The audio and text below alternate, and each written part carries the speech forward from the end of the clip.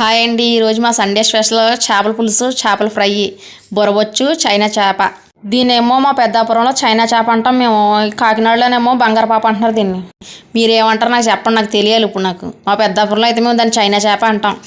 మా మధ్యగారు ఇచ్చాడు 2 చేపలు. అలా మా చేను పక్కనే ఎక్కడున్నారు చెరువు తవ్వించుకున్నారు. దాంట్లో పెద్ద పెద్ద చేపలు ఎదిగిపోయి చిన్న పిల్లలు వేసారంట. మాకు 2 చేపలు తెచ్చి ఇచ్చాడు ఈరోజు ఫ్రీగాని. మా మధ్యగారే దగ్గర కూడా ఇంట్లో సొంత మధ్యగారే. మా ఫ్రెండ్స్ అందరూ కూరలు ఏం వండట్లేదు, ఏదైనా వండి చూపించే అంటున్నారని. ఈరోజు సండే కదా, వండి చూపిద్దాం మా ఫ్రెండ్స్ అందరికీ అని చెప్పి మీకు కూడా చూపిద్దాం అనేసి వండాను ఈరోజు సండే స్పెషల్ కింద.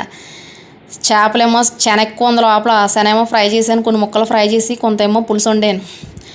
లోపలేమో గ్యాస్ మీద ఏమో వేపులు చేస్తున్నాను, బయట ఏమో కూర వండుతుంది. ఇంకా అలా తిరుగుతూ ఉన్నాను ఇవాళ ఎండలో.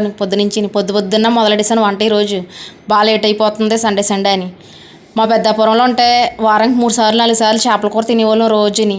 మా ఇంటి వెనకాల 50 ఎకరాల చెరువు ఉండేది, గవర్నమెంట్ చెరువు. ఒక అతను పాడుకుండేవాడు. వాళ్ళు మా ఇంటి దగ్గర మా తోటలో బండ్లు, చేపల వల్ల ఇంకా ఈ ట్రైలు అన్నీ పెట్టుకునేవారు. పెట్టుకున్నందుకు ఫ్రీగా చేపిచ్చేవారు మాకు. పెద్ద గడ్డి చేప ఇచ్చేవాడు.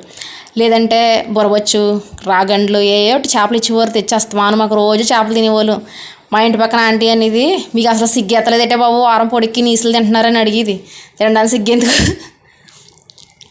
ఇప్పుడైతే ఇంకా కాకినాడ వచ్చిన తర్వాత ఎప్పుడో నెలకొకసారి అప్పుడప్పుడు వండుతుంటాను అంతే. చేపలు ఎక్కువ తినం, ఎక్కువ చికెన్ వండుకుంటాం మేము.